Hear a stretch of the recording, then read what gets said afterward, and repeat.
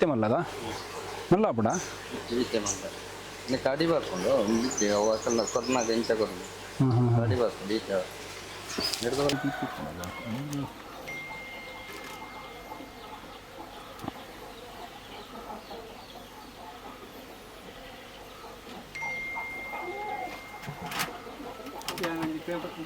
Super ಮಿತ್ತಿಗೆ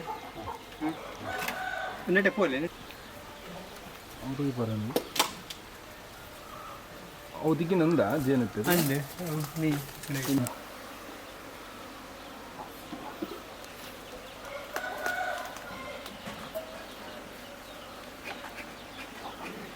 ವಿಷಯದ ಹೊಂಟಾನೆ ವೀಕ್ಷಕರೇ ನಮಸ್ಕಾರ. ನಾವಿವತ್ತು ಮೂಡಬಿದ್ರೆಯ ಪಣಂಪಿಲಕ್ಕೆ ಬಂದಿದ್ದೀವಿ. ಪಣಂಪಿಲದಲ್ಲಿ ನೋಡಿ ರಾಜೇಶ್ ಅವರ ಮನೆ. ರಾಜೇಶ್ ಅವರ ಒಂದು ತೋಟ ನೋಡ್ತಿದ್ರೆ ನೋಡಿ, ನಮ್ಮ ಹಿಂದ್ಗಡೆ ಇರುವಂಥ ಒಂದು ಬ್ಯೂಟಿಫುಲ್ ತೋಟ ಇದು. ಈ ತೋಟದಲ್ಲೇ ಒಂದು ಜೇನು ಸಾಕ್ತಾ ಇದ್ದಾರೆ. ಜೇನು ಸಾಕಾಣಿಕೆ ಅನ್ನೋದು ನಮಗೂ ಕೂಡ ತುಂಬಾ ಇಂಟ್ರೆಸ್ಟ್. ನೋಡಬೇಕು ಅದು ಹೇಗೆ ಸಾಕ್ತಾರೆ, ಅದು ಹೆಂಗೆ ಜೇನು ತೆಗಿತಾರೆ, ಅದರಿಂದ ಏನು ಲಾಭ, ಅದು ಹೆಂಗೆ ಆದಾಯ ಗಳಿಸ್ತಾರೆ, ಎಲ್ಲವನ್ನು ನೋಡಬೇಕು ಅಂತ ಬಹಳ ಕುತೂಹಲ ಇದೆ. ರಾಜೇಶ್ ಅವ್ರಿಗೆ ಬರ್ತಾರೆ. ನಾವೀಗ ಆ ಜೇನು ಏನು ಸಾಕ್ತಾ ಇದ್ದಾರೆ ನೋಡಿ, ಆ ಒಂದು ಜೇನು ಸಾಕಣೆ ಸ್ಥಳಕ್ಕೆ ನಾವು ಹೋಗ್ತಾ ಇದ್ದೀವಿ. ನಿಮಗೂ ಕೂಡ ಇವತ್ತು ತೋರಿಸ್ತೀವಿ. ಈ ವಿಡಿಯೋನ ಕಡೆ ತನಕ ಮಿಸ್ ಮಾಡಬೇಡಿ.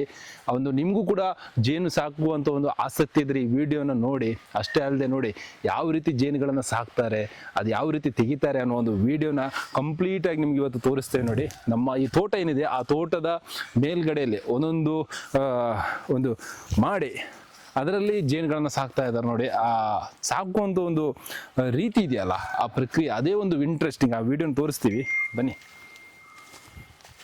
ವೀಕ್ಷಕರೇ. ನೋಡಿ ನಾವು ಆ ಸ್ಪಾಟಿಗೆ ಈಗ ಬಂದಿದ್ದೀವಿ. ಈಗ ನಮ್ಮ ಜೊತೆ ರೋಷನ್ ಫೆರ್ನಾಂಡಿಸ್ ಅವರು ಇದ್ದಾರೆ. ಇವರು ಎಕ್ಸ್ಪರ್ಟ್ ಇದರಲ್ಲಿ, ಈ ಜೇನು ಸಾಕಾಣಿಕೆಯಲ್ಲಿ ಟ್ರೈನಿಂಗ್ ಕೊಡ್ತಾರೆ. ಯಾವ ರೀತಿ ಸಾಕಬೇಕು, ಅದು ಯಾವ ರೀತಿ ಜೇನನ್ನು ತೆಗಿಬೇಕು ಅನ್ನೋ ಒಂದು ಬಗ್ಗೆ ಮಾಹಿತಿಯನ್ನು ಕೊಡೋರು ಮತ್ತು ಟ್ರೈನಿಂಗ್ ಕೊಡೋರು ನಮ್ಮ ರೋಷನ್ ಸರ್. ಆಲ್ರೆಡಿ ನಮ್ಮ ಮುಂದೆ ಆ ಜೇನು ಬಾಕ್ಸ್ ಇದೆ, ಏನು ಆ ಜೇನು ಗೂಡು ಅಂತಾರೆ ನೋಡಿ, ಅದ್ರ ಬಗ್ಗೆ ತಿಳ್ಕೊಳ್ಳುವ. ಸರ್ ನಮಸ್ತೆ. ಸರ್ ನಮಸ್ತೆ. ನಮಸ್ತೆ. ನಮಸ್ತೆ. ನೀವೇನು ಟ್ರೈನರಾ? ನಾನು ಟ್ರೈನರ್, ತರಬೇತುದಾರ, ಜೇನು ಕೃಷಿಕ. 2019 ತೋಟಗಾರಿಕೆ ಮಂಗಳೂರು ತೋಟಗಾರಿಕೆ ಇಲಾಖೆ MCFC ಬ್ಯಾಂಕ್ ಮೂಡುಬಿದ್ರೆ ಸಹಯೋಗದಲ್ಲಿ ಪ್ರಗತಿಪರ ಜೇನು ಕೃಷಿಕ ಪ್ರಶಸ್ತಿ ವಿಜೇತ.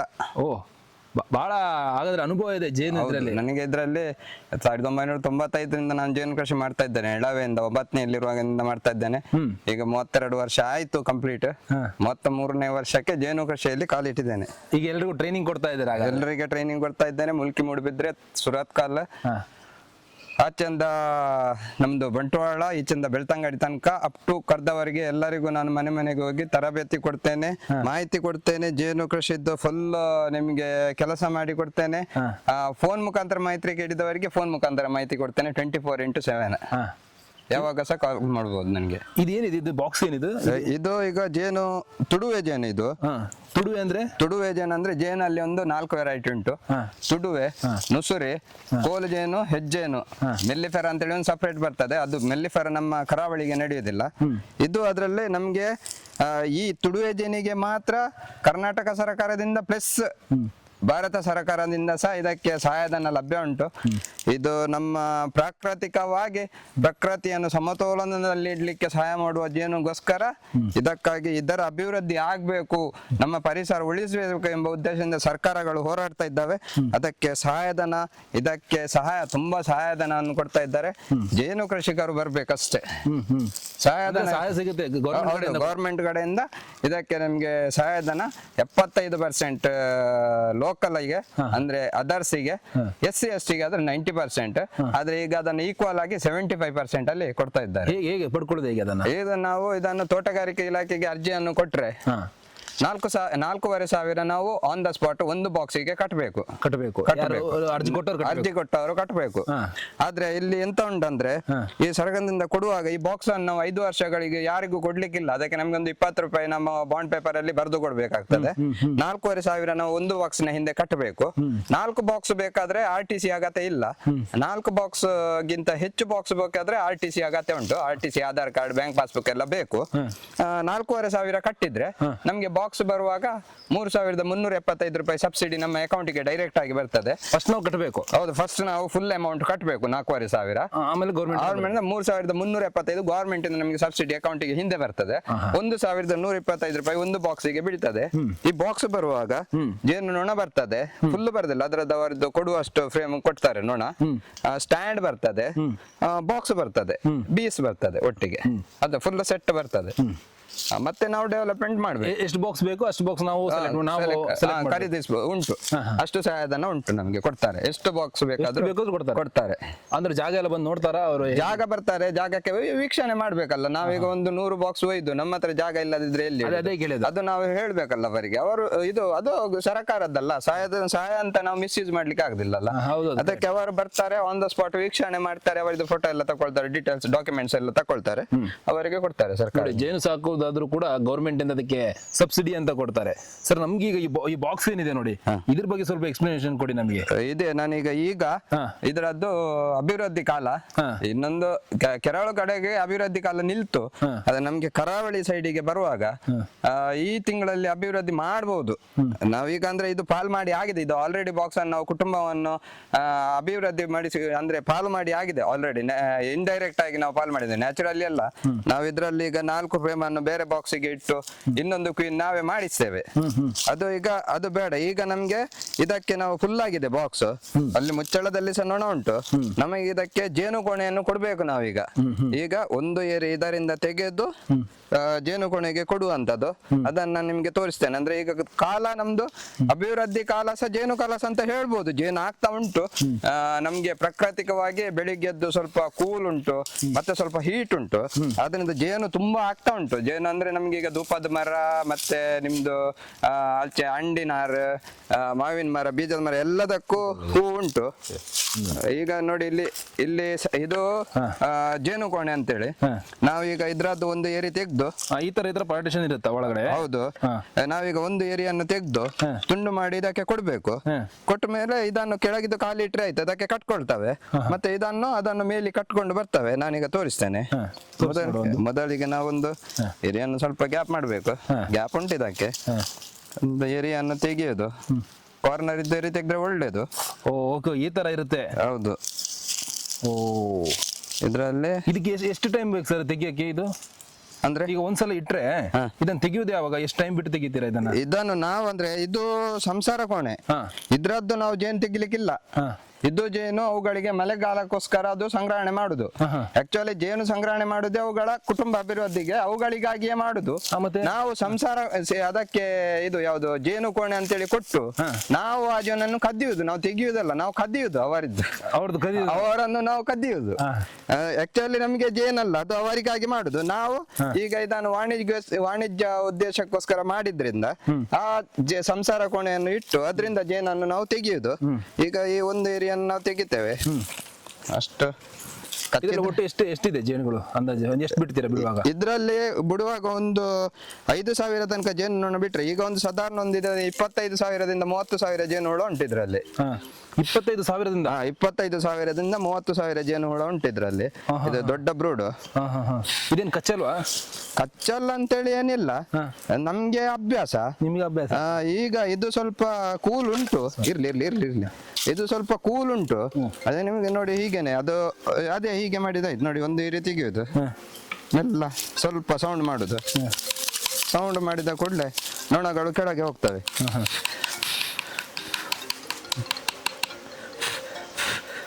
ಅಲ್ಲ, ಈಗ ಒಂದಿಟ್ಟು ಎಷ್ಟು ದಿನಗಳ ನಂತರ ಇದನ್ನು ತೆಗಿತೀರಾ ಅಂತ ನಾನು ಕೇಳಿದೆ. ಅದು ನೋಡಿ ಪ್ರಾಕೃತಿಕವಾಗಿ ಅವುಗಳಿಗೆ ಹೇಗೆ ನೆಕ್ಟಾರ್ ಪೋಲಾನ್ ಎಲ್ಲ ಸಿಗ್ತದೆ, ಅದರ ಮೇಲೆ ಡೆವಲಪ್ಮೆಂಟ್. ಈಗ ನಾನು ಇದನ್ನು ಕೊಟ್ಟೊಂದು ಇದಕ್ಕೆ 4 ಏರಿ 6 ಏರಿ ಏನಿತ್ತು, 6 ಏರಿ ಇರ್ಲಿಲ್ಲ, 5 ಏರಿ ಇತ್ತು. ಈ 3 ಏರಿ ಎಕ್ಸ್ಟ್ರಾ ಕೊಟ್ಟದ್ದು. ಈಗ 3 ಏರಿ ಸಹ ಫುಲ್ ಮಾಡಿದಾವೆ. ಒಂದು ಕೊಟ್ಟು 15 ದಿವಸ ಆಯ್ತು. ಇದು ಅಷ್ಟು ನೊಣ ಇತ್ತು ಮೊದಲು, ಸಣ್ಣ ಬಾಕ್ಸ್ ಇತ್ತು. ದೊಡ್ಡ ಬಾಕ್ಸ್ ಶಿಫ್ಟ್ ಮಾಡಿ ಒಂದು 15 ದಿವಸ ಆಯ್ತು. ನಮ್ಗೆ ಪ್ರಾಕೃತಿಕವಾಗಿ ಈಗ ತುಂಬಾ ಹೇರಳವಾಗಿ ಈಗ ಅದಕ್ಕೆ ಪರಾಗ ಮಕರಂದ ಎಲ್ಲ ಸಿಗ್ತಾ ಉಂಟು. ಅದರಿಂದ ಡೆವಲಪ್ಮೆಂಟ್ ಫಾಸ್ಟ್ ಆಗಿದೆ. ಈಗ ಇದ್ರಲ್ಲಿ ಮೊಟ್ಟೆ ಇಟ್ಟಿದಾವೆಲ್ಲ, ಈಗ ಹೊಸ ನೊಣಗಳು ಬರ್ತವೆ. ಈಗ ಒಂದು 15 ದಿವಸದಲ್ಲಿ ಬಂದ್ರೆ ಇಷ್ಟೇ ನೊಣ ಮೇಲೆ ಮುಚ್ಚಳದಲ್ಲೂ ಸಹ ಇರ್ತದೆ. ನಿಮ್ಗೆ ಆ ಜೇನುಕೋಣೆ ಏನಿರ್ತದೆ ಅದು ಸಹ ಫುಲ್ ಆಗಿರ್ತದೆ. ಡೆವಲಪ್ಮೆಂಟ್ ಫಾಸ್ಟ್ ಆಗಿರ್ತದೆ. ಮತ್ತೆ ಹೊಸ ರಾಣಿ ಆದ ಕೂಡಲೇ ನಿಮ್ಗೆ ಪಾಲೆ ಇದು ಡೆವಲಪ್ಮೆಂಟ್ ಎಲ್ಲ ಫಾಸ್ಟ್. ನೇಚರ್ ಅಲ್ಲಿ ತಿನ್ಲಿಕ್ಕೆ ಗಟ್ಟಿ ಉಂಟು. ಈಗ ಎಷ್ಟು ಸೌಂಡ್ ಹೇರಳವಾಗಿ ಉಂಟು, ಯಥೇಚ್ಛವಾಗಿ ಉಂಟು. ನಿಮ್ಗೆ ಕೂಲ್ ಉಂಟು ವೆದರ್. ಆದ್ರೆ ನಿಮ್ಗೆ ಜಾಸ್ತಿ ಹೀಟ್ ಆದ್ರೆ ಮಾಯಿಶ್ಚರ್ ಡ್ರೈ ಆಗ್ತದೆ, ಅವಾಗ ನಿಮ್ಗೆ ಡೆವಲಪ್ಮೆಂಟ್ ಬೇಗ ಆಗುದಿಲ್ಲ. ಈಗ ಮಾಯಿಶ್ಚರ್ ಸಹ ಉಂಟು, ಕೂಲ್ನೆಸ್ ಸಹ ಉಂಟು, ಸ್ವಲ್ಪ ಹೀಟ್ ಸಹ ಉಂಟು. ಅದಕ್ಕೆ ಡೆವಲಪ್ಮೆಂಟ್ ಫಾಸ್ಟ್. ಅಂದ್ರೆ ಇದು ಬಾಕ್ಸ್ ಅಲ್ಲಿ ಹಾಕಿರ್ತೀರಲ್ಲ, ಹೌದು. ಇದರಿಂದ ಹೊರಗಡೆ ಹೋಗುತ್ತಾ ನೊಣಗಳು? ನೊಣಗಳು ಹೊರಗೆ ಹೋಗಿ ಬರ್ತವೆ, ಕ್ವೀನ್ ಹೊರಗೆ ಹೋಗುದಿಲ್ಲ. ಕ್ವೀನ್ ಅಂತ ಬೇರೆ ಇದೆಯಾ? ಇದಕ್ಕೊಂದು ರಾಣಿ ನೊಣ ಅಂತೇಳಿ ಉಂಟು. ಅದು ಒಂದೇ ಇರೋದು? ಅದು ಒಂದೇ ಇರುದು. ಒಂದು ಬಾಕ್ಸಿಗೆ ಒಂದು ರಾಣಿ ನೊಣ ಮಾತ್ರ.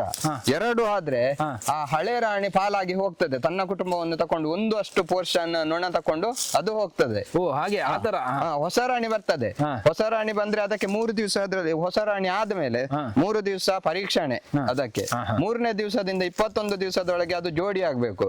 ಅದಕ್ಕೊಂದು ಟೈಮಿಂಗ್ ಉಂಟು. ಸಾಯಂಕಾಲ 3 ನಂತರ 5 ಒಳಗೆ ಅಂತೇಳಿ ಹಾಗೆ ಟೈಮಿಂಗ್ಸ್ ಎಲ್ಲ ಉಂಟು.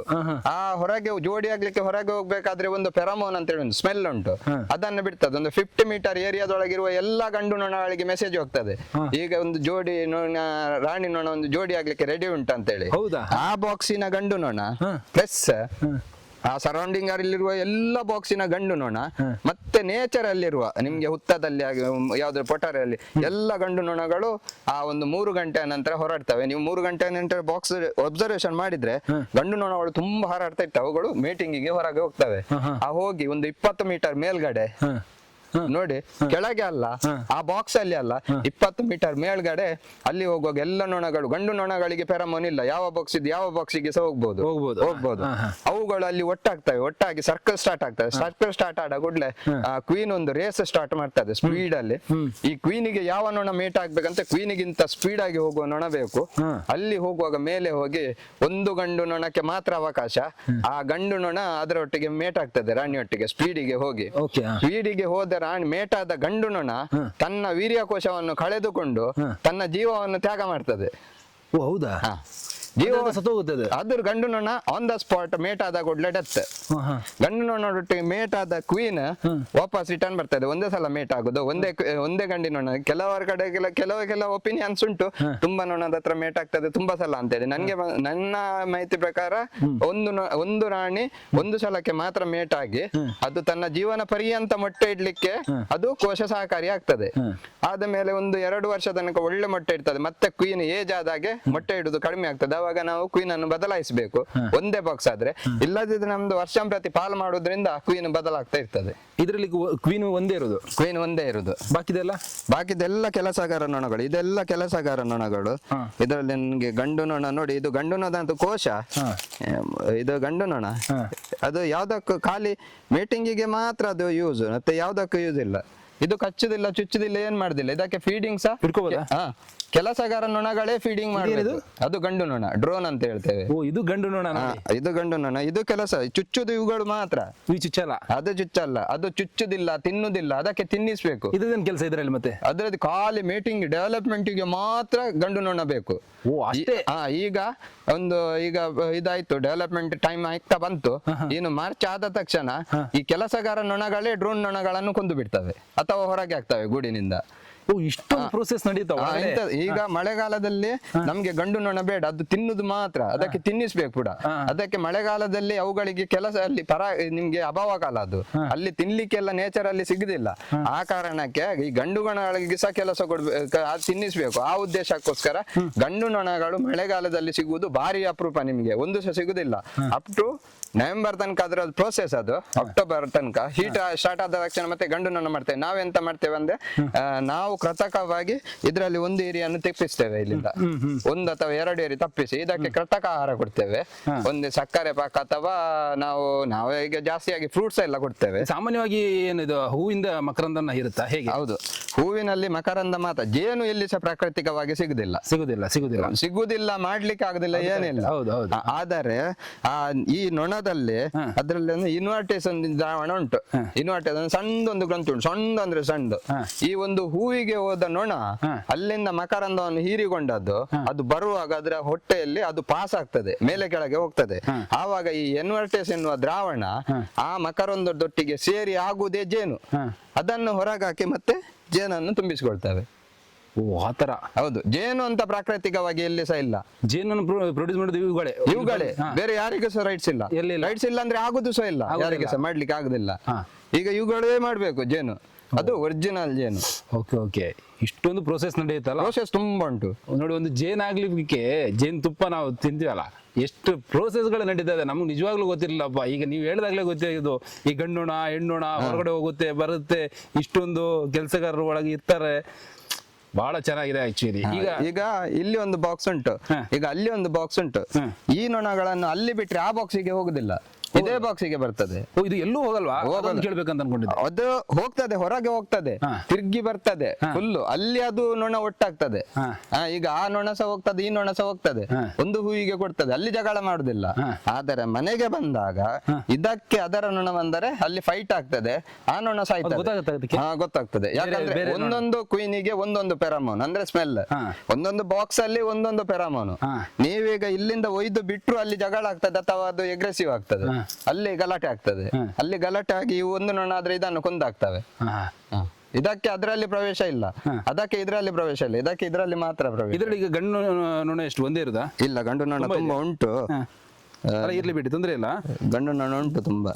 ಬಟ್ ರಾಣಿ ಅಂತ ಇರೋದು ಒಂದೇ ರಾಣಿ ಒಂದೇ. ಒಂದು ಬಾಕ್ಸಿಗೆ ಒಂದು ರಾಣಿ ಇರ್ತದೆ ಕೆಲವು ಸಾರಿ.